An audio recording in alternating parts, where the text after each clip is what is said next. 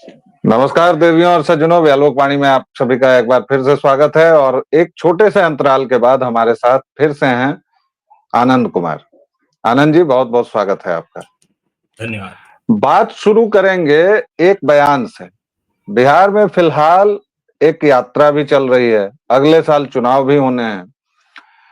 स्वयंभू हिंदू हृदय सम्राट, क्योंकि अब तो ऐसी उपाधियां लोग खुद से ही ले लेते हैं, जैसे राहुल विंची जननायक हैं, मौलाना मुलायम को उनके लोग नेताजी की उपाधि दे चुके हैं, और तेजस्वी युवा हृदय सम्राट हैं। तो उसी तरह स्वयंभू हिंदू हृदय सम्राट गिरिराज सिंह की हिंदू स्वाभिमान यात्रा चल रही है, जिससे भाजपा ने किनारा कर लिया है ऑफिशियली। हालांकि कितना किनारा है, कितना बीच में है, वो हम सभी जानते हैं, लेकिन किनारा कर लिया है। प्रदीप कुमार ने एक बयान दिया कि सबको अररिया में हिंदू बनकर रहना होगा, और उनका बयान क्या है, दर्शकों के लिए और आपके लिए मैं फिर से दोहरा देता हूं। प्रदीप कुमार ने कहा, कोट, अररिया वालों को मैं हमेशा कहता हूं कि हिंदू बनकर रहना होगा। जब शादी ब्याह हो, बच्चों की कोई बात हो, तब जात पात देख लेना, लगन मुहूर्त देख लेना, गोत्र आदि देख लेना, लेकिन अभी देश की सेवा कौन करेगा? अगर अभी से तुम नहीं सुधरे तो कटोगे, बटोगे तो कटोगे, अनकोट।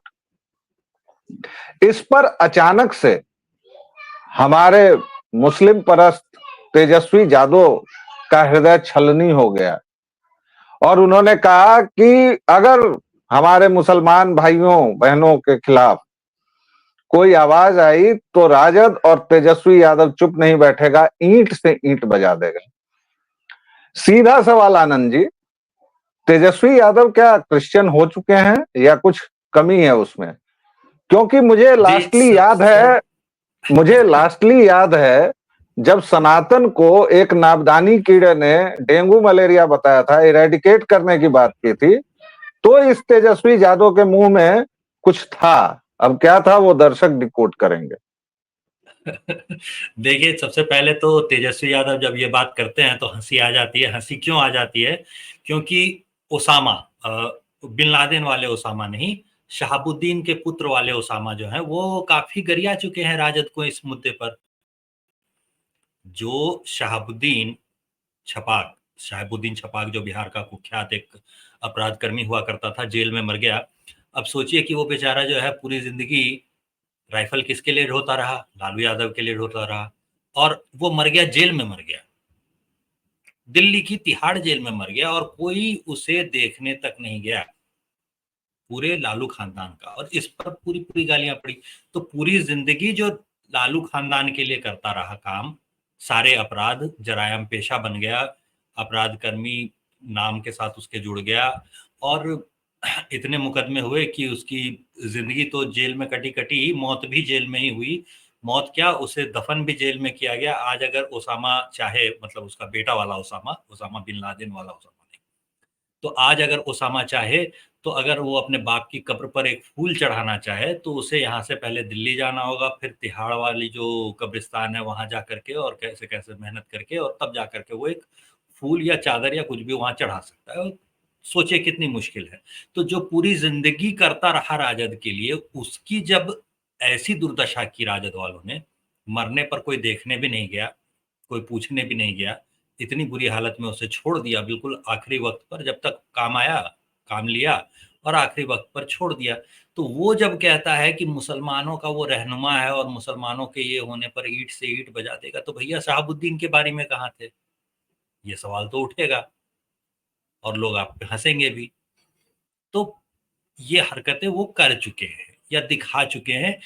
और इसमें हमेशा याद रखिए कि राजनीति बड़ी गंदी चीज है। राजनीति में जो कहा जाता है वो किया नहीं जाता, जो किया जाता है वो कहा नहीं जाता, और जो कहा जाता है वो तो बिल्कुल नहीं किया जाता। तो वो जो ईंट से ईंट बजा देने की बात कर रहे हैं, वो करेंगे तो बिल्कुल नहीं। ये आप गारंटी लिख के रख लीजिए कि वो करेंगे कुछ भी नहीं। हाँ, बतौलेबाजी का क्या है, अब एरोप्लेन में मछली खाते नवरात्र में सबने देखा ही था।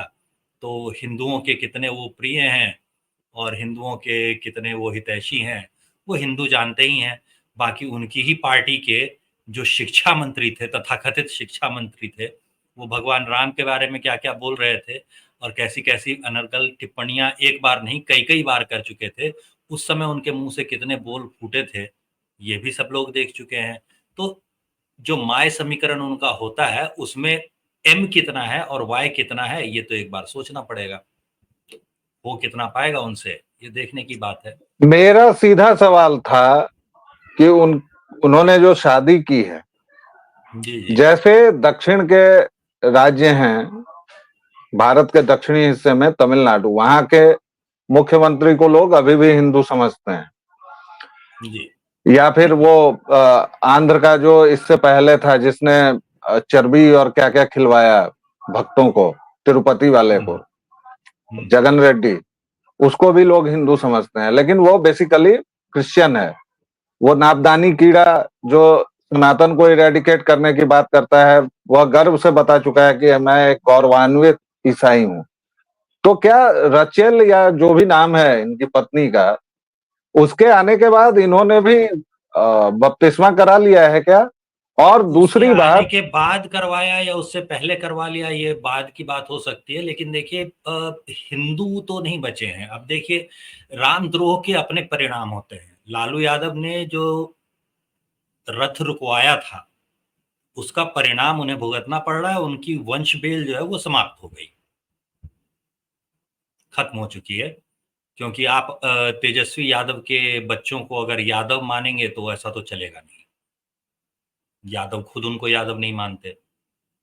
तो वो जो एंड होना था वो एंड हो चुका। तो ये रामद्रोह का जो परिणाम होता है वो भुगत चुके हैं।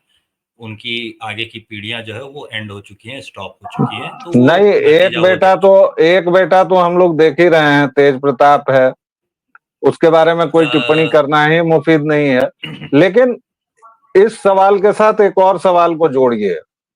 ये जी जो जी। भाईचारा वाली बात है ना, हम्म। तो एमवाई समीकरण में चारा, आपको नहीं लगता कि यादव जी सब हैं और भाई जो हैं देखिए, वो भाई जी एम ही वाई हैं? समीकरण जो एम वाई समीकरण जो होता है, माई समीकरण जो होता है, उस माई समीकरण को ठीक बिल्कुल भाईचारा के साथ देखिए क्रमशः, या आगे जो जैसे जोड़ करके आपको देखना हो वैसे आप देखिए भाईचारा। तो एम जो होता है वो भाई हो गया और वाई जो होता है वो चारा हो गया।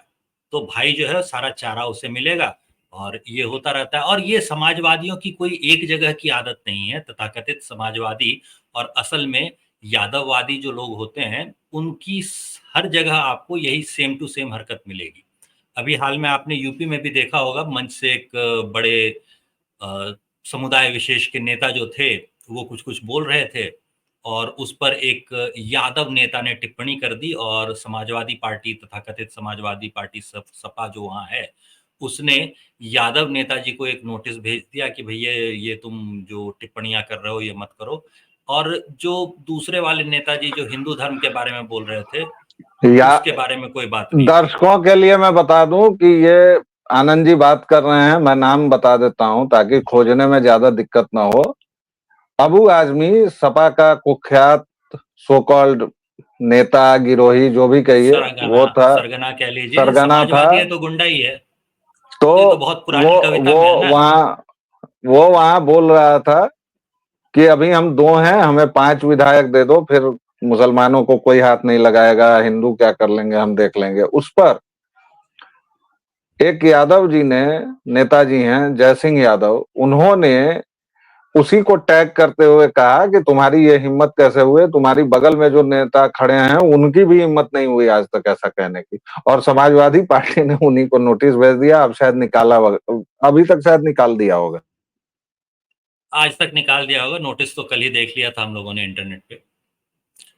तो ये सब होता रहता है। तो मतलब जो ये जो आप कह रहे थे, वो जो तथाकथित गिरोही कह लीजिए या ये, तो समाजवादी के लिए वो कविता आपको शायद याद होगी, सारे समाजवादी जितने समाजवादी थे, तस्कर हों या डकैत, इतना असर है खादी के उजले लिबास में वाला जो था। तो ये खादी का उजला लिबास पहन के जितने तस्कर और डकैत होते हैं वो सब के सब समाजवादी बन जाते हैं। और गौर कीजिएगा कि समाजवादी ही बनते हैं। कोई और कहीं और नहीं जाते, समाजवादी ही बनते हैं। तो ये एक बड़ी महत्वपूर्ण सी बात होती है। और जैसे ही एक बार समाजवादी बन गए तो उसके बाद जो अगला स्टेप होता है, अगला स्टेप ये होता है कि इस माय समीकरण में मुस्लिम जो है वो भाई बन जाता है और वाय यादव जो है वो चारा बन जाता है। तो हर जगह बार बार आपको ये चीज होती हुई दिखेगी कि चारे की तरह जो है वो यादवों को चल रहे हैं। मतलब 14% वोट तो उनसे लेने हैं। अच्छा, ये वोट का भी जो वहम होता है, ये वहम भी तोड़ दिया है अभी पिछले चुनावों ने। पिछला लोकसभा चुनाव अगर आप देखेंगे तो उसमें आप गौर करेंगे कि ये जो यादव वोटों को अपनी बपौती मान रहे थे फेलस्वी यादव, तो फेलस्वी यादव की जो ये बपौती थी वो उनकी छूट चुकी है। पूर्णिया में उन्होंने देख लिया कि उन्होंने जो कैंडिडेट उतारा था उसे जो है तीसरा स्थान मिला था, या तीसरा स्थान भी था या नहीं था पता नहीं, गारंटी पक्का पक्का 50,000 के आसपास उनकी विधानसभा के जो वोट थे वही आसपास जो है उसी के आसपास कन्वर्ट हो पाए थे। और पप्पू यादव ने जो कि निर्दलीय खड़े हुए थे, उनका कांग्रेस का टिकट छिनवाने की जो सारी कवायद थी वो बिहार के लोगों ने देख रखी है। और किस तरह से राजद ने पहले उनको अपने साथ चिपकाया, फिर उनको लात मार के दूध में पड़ी मक्खी की तरह, दूध में पड़ी मक्खी की तरह भी नहीं, चाय में पड़ी मक्खी की तरह निकाल दिया और चाय पी ली। तो मक्खी की तरह बेचारे छटपटाते रहे, रोते धोते रहे, कैमरा वगैरह पे दिखे कि मेरे साथ बहुत बड़ा धोखा हुआ है, मेरे साथ बड़ा अन्याय हुआ है। और उसके बाद वो निर्दलीय खड़े हो गए पूर्णिया से, और वहां पे यादव वोटों से वो जीत गए। और जीते ही नहीं, बहुत बुरी तरह पटक के धोया, जिसको कहते हैं राजद को पटक के धोना। तो पटक करके धो दिया है बिल्कुल राजद को। ये चीज जो है राजद जो है और जगहों पर भी देख चुकी है, जहां जहां कहा जाता है कि तथाकथित यादव बेल्ट है, यादव बेल्ट है, तो वो ऐसी जगहों पर भी देख चुकी है। तो ये जो यादव है वो भी समझने लगा है। होता क्या है कि कई बार बुजुर्ग यादव वगैरह समुदाय में अगर आप देखेंगे तो कई बार जो वहां बुजुर्ग आपको मिलेंगे वो रामचरितमानस का पाठ करते हुए मिल जाएंगे। अब उस रामचरितमानस को जो है इनके नेताजी गाली दे रहे थे। उस समय इनकी मुंह से एक बोल नहीं फूटा, एक शब्द भी नहीं निकला। और अब जब उनका ये मुस्लिम प्रेम अचानक से जाग उठा है तो वो भी नजर आ रहा है। तो ये और ज्यादा नुकसान करेगा। पहले जो नुकसान हो चुका वो तो हो ही चुका, अब और ज्यादा नुकसान होने वाला है। इसी क्रम में उन्होंने अब कवायद शुरू की जी। है दूसरी जो पिछड़ी जातियां होती हैं उनको पकड़ने की। लेकिन वो भी कितना असर दिखाएंगी देखते हैं। अभी झारखंड में एक चुनाव तो आने ही वाले हैं। एक बड़ा मजेदार मुझे पप्पू यादव का लगता है, और इस देश की राजनीति कितनी मजेदार है दर्शकों, सोचिएगा। पप्पू यादव निर्दल लड़ा, जीतने के तुरंत बाद धमकी दी। संविधान संसद में जब वो शपथ ले रहा था तब उसने गुंडागर्दी की, हम 6 बार जीते हैं अपने से। और आज वो जब बैठता है तो पीछे कांग्रेस का झंडा लगा रहता है।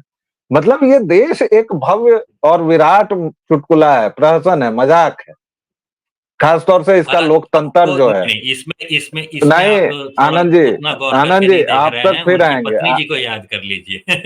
मैं, मैं उनकी पत्नी मैं जी को उधर याद कीजिएगा तो आपको पता चल जाएगा कि कांग्रेस का झंडा क्यों लगा रखता है। सारी मैं खुदाई उधर एक तरफ और जोरू का भाई एक तरफ। मैं उधर भटकना नहीं चाहता हूं। मैं ये केवल जानना चाहता हूं कि भाई मुस्लिम वोटों की तिजारत में ये जो लगातार नए नए सेठ उभर रहे हैं, हम्म। ऐसे में बेचारा मुसलमान क्या करेगा।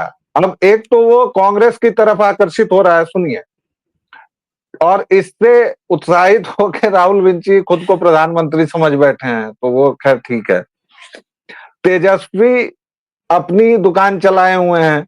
उधर रजाकार असदुद्दीन ओवैसी खड़ा हो गया है, उसने कह दिया है कि भाई सीमांचल तो मेरा है, और जीत भी गया था। ये अलग बात है कि बाद में आरजेडी ने उसको मिला लिया। तो आपका कंक्लूडिंग रिमार्क्स दीजिए, ये मुस्लिम परस्ती जो है ये कहाँ इन लोगों को फायदा देगी, या वैसे ही। देखिए, टिकट टिकट कैसे बंटता है वो आपको पता है। क्या उसमें खर्चे वर्चे का हिसाब होता है वो तो आपको पता ही है। तो उस तरह से टिकट ये पार्टियां देंगी। लेकिन जब ये चुनाव की बारी आएगी तो आप पाएंगे कि जहां जहां असदुद्दीन ओवैसी ने कैंडिडेट अपना उतारा, वहां वहां इनके जो कैंडिडेट होंगे, राजद के कैंडिडेट हो चाहे कांग्रेस के कैंडिडेट हो, अगर उनके खिलाफ या उस जगह से कैंडिडेट असदुद्दीन ओवैसी का खड़ा होगा तो ये मुंह की खाएंगे। मतलब कोई भी मुस्लिम वोट जो है वो इनको नहीं जाएगा। उस केस में क्या होता है कि मुस्लिम वोट जो है वो मुस्लिम पार्टी को जाता है, ऑल इंडिया मुस्लिम मजलिस मुस्लिम, ऐसा ही कुछ नाम है ना, AIMIM। तो वो मुस्लिम वोट जो है उस केस में सीधे मुस्लिम को जाता है। अगर वो नहीं मौजूद है तो मुसलमान दूसरा विकल्प देखता है। तो वहां पे मुसलमान दूसरा विकल्प देखेगा कि भैया मेरे पास कांग्रेस का कैंडिडेट जो है वो विनिंग पोजीशन में है, या RJD वाला जो है वो विनिंग पोजीशन में है, अगर तो उसको जिता दो, अन्यथा भाई भाजपा हारेगी कैसे इसका प्रबंध करने में जुट जाओ। तो ये नॉर्मल उसकी एक भीड़ की तरह चलने की जो मानसिकता होती है, भीड़ परस्ती जो होती है, भीड़ तंत्र जो होता है जिसको कहते हैं हम लोग, वो भीड़ तंत्र वहां पे लागू होता है, लोकतंत्र लागू वहां नहीं होता।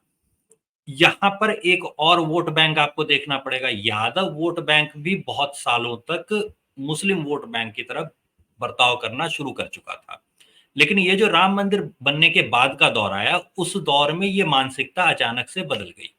और अब जो है ये तेजस्वी यादव और इस तरह के जितने नेता होते हैं जो जातिवादी अपना समूह बना करके, समूह क्या कहिए, परिवार बना करके, और अपने परिवार के लोगों को यहाँ से वहां से हर जगह से टिकट देना शुरू कर देते हैं। 5 आप देखेंगे सपा के जो एक ही परिवार के लोग हैं वो वहाँ यूपी में सांसद हैं। ऐसे ही बिहार में भी आप देखेंगे तो कहीं पे बाप लड़ रहा है, कहीं पे बेटी लड़ रही है, कहीं पर जो है जीजा लड़ रहे हैं, कहीं पर एक बहनोई का तो आपको पता ही होगा, लालू यादव के परिवार का ही एक था जो कि हरियाणा में चुनाव लड़ा था और बहुत बुरी तरह से हारा, उसके लिए भी झंडा खूब बुलंद किया गया था। तो मतलब परिवार जो है वो कैसे सेट हो जाए राजनीति में, इसकी गोटियां ही बिठाई जा रही होती हैं। तो यही किया जा रहा होता है, तो यही चीज जो आपको है वो हर जगह दिख जाएगी। तो ये सेम जो परिवार, एक परिवार को सेट करने वाली राजनीति होती थी, इससे यादव अब ऊबने लगा है, या उसको ये नजर आने लगा है कि मेरे साथ धोखा किया जा रहा है। तो जो भीड़ की तरह वोट देने की जो यादव की टेंडेंसी होती जा रही थी, मुस्लिम वाली टेंडेंसी होती जा रही थी, वो टेंडेंसी अब नई पीढ़ी का यादव जो है वो छोड़ना शुरू कर चुका है, और सारी दिक्कत जो है वो इसी की वजह से है। तो इस तरह के जो बयान आते हैं, तेजस्वी यादव को भी जैसे ही समझ में आने लगता है कि यादव भी उनका साथ छोड़ रहा है और मुस्लिम भी उनका साथ छोड़ रहे हैं, तो मुस्लिम को पकड़ लो भई, अब भीड़ की तरह अगर मुस्लिम मेरे पीछे आ गया तो ज़्यादा सुविधा होगी। वापस से यादवों को भीड़ में कन्वर्ट किया जा सके, ये थोड़ा कम मुमकिन है क्योंकि शिक्षा का स्तर भी उधर बढ़ने लगा है। तो ये जो कोशिश हो रही है पूरी, ये सारी कोशिश वही है। तो इसी वजह से ये तेजस्वी यादव का बयान निकल के आता है कि मुस्लिम के लिए मैं सब कुछ करूँगा, जबकि मुस्लिम जो है वो सच्चाई जान रहा है, समझ चुका है, जी शहाबुद्दीन के मामले में देख चुका है। जी। तो तो फिर से दर्शकों ये मूर्ति श्रोताओं खाएँगे। तो दर्शकों श्रोताओं हमारी बातचीत जो हुई, उम्मीद है आपको पसंद आएगी। आनंद जी एक छोटे अंतराल के बाद हमारे साथ जुड़े हैं। हम लोग इनके साथ फिर से वो सीरीज बिहार का जंगल राज भी शुरू कर रहे हैं। और प्लीज इस वीडियो में आपको क्या अच्छा लगा, क्या नहीं लगा, कुछ सवाल होंगे वो हमारे कमेंट में जरूर बताएं। और व्यालोक वाणी को जिस तरह आप लोग अभी तक अपना स्नेह और प्रेम दे रहे हैं, प्लीज बनाए रखें, लाइक शेयर सब्सक्राइब करें। आनंद जी बहुत बहुत धन्यवाद। फिलहाल की चर्चा में इतना ही, फिर मिलते हैं अगले वीडियो के साथ। जय सिया राम। जी, जय श्री राम।